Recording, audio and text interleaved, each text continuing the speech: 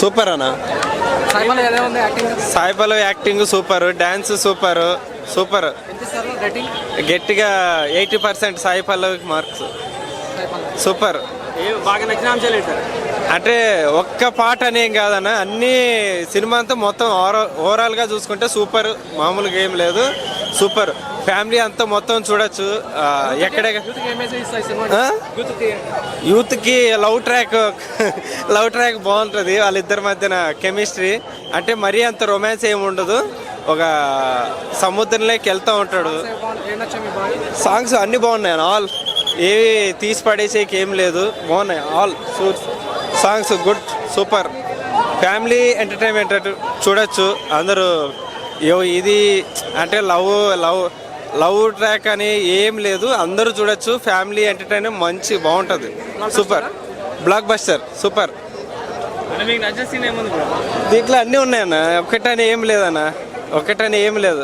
ఒక మాట అంటే ఇప్పుడు రిలేషన్ గురించి, లవ్ గురించి చెప్తారు. కామెడీ సీన్స్ ఉన్నాయా? కామెడీ సీన్స్ ఏం లేవు అన్న, కొంచెం అక్కడక్కడ అనిపించింది. అదే కామెడీ సీన్లు ఉంటే బాగుండు అనిపించింది.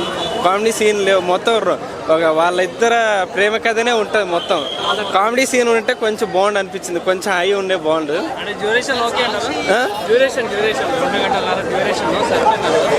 సరిపోద్ది అన్న, సరిపోద్ది. సినిమాకి సరిపోద్ది. ఆ మాత్రం లాగ్ అనిపించట్లేదు, కానీ కొంచెం కామెడీ ఉన్నట్టే బాగుండు అనిపించింది. కొంచెం అక్కడ అంతే. కామెడీ సినిమాకి నాగ చైతన్యకి సాయి పల్లవికి కొంచెం కామెడీ ఉంటే బాగుండు అనిపించింది. కొంచెం